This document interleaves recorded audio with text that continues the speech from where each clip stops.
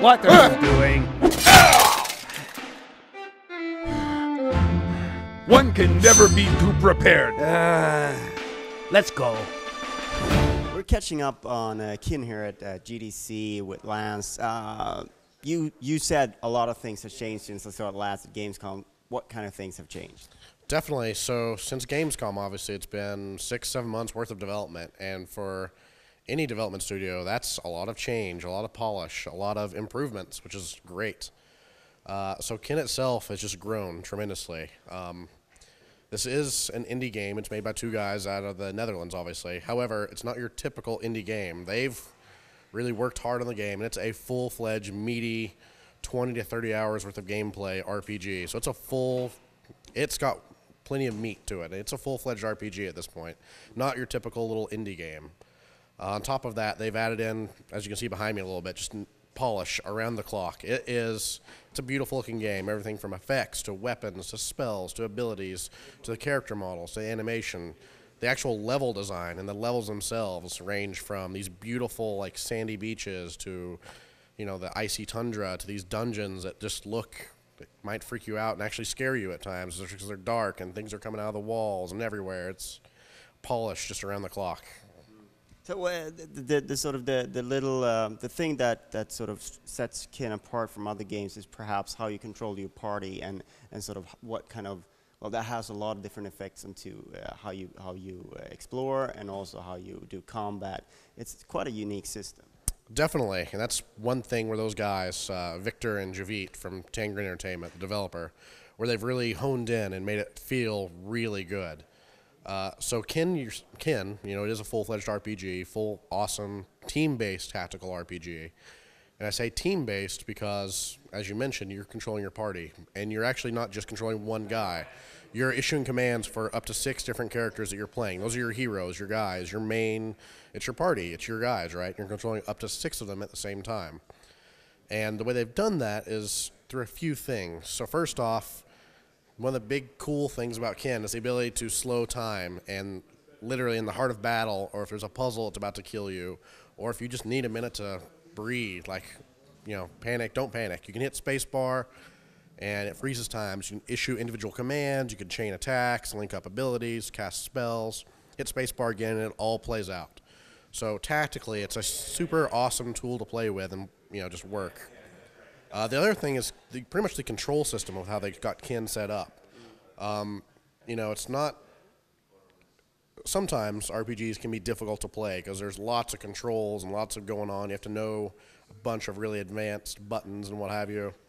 With Kin, it's really set up to be super simple. All of the abilities, and granted, you pick and customize what abilities you want and how you want your guys to play, but it's all broken down to some very simple keys. And it actually comes. Just looking at the games today, right? So like think League of Legends or Dota or what have you, right? Most of those games are played with just a few keys. So Kin, very similar. They've broken it down to that Q, W, and E keys are your 2 main abilities and 1 feed skill, which is kind of like your special, your ultimate, your awesome skill.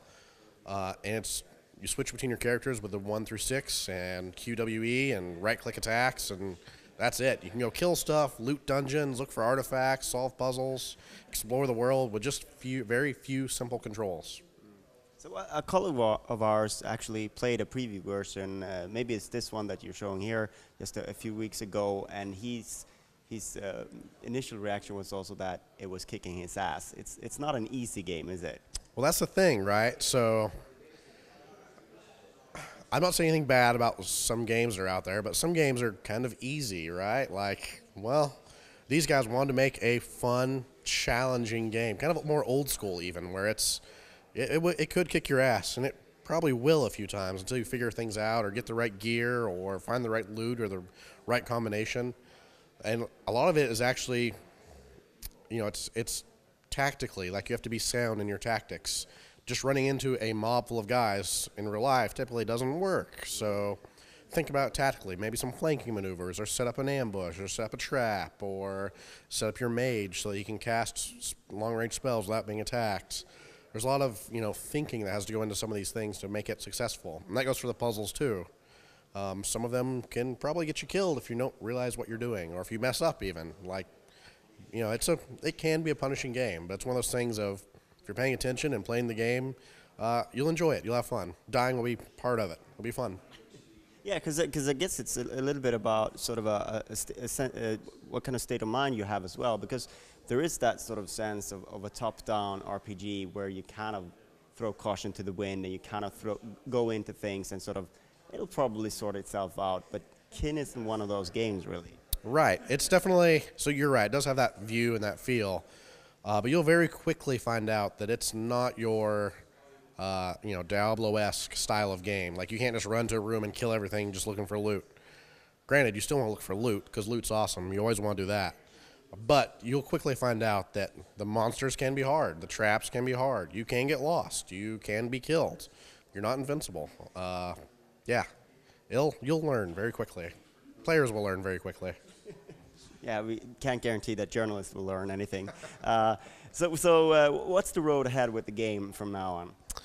Yeah, so happy to say that Kin is finishing up development. It's coming very, very soon, late Q1, early Q2, and it'll be Steam, and we're super excited. Like, we're very, very close.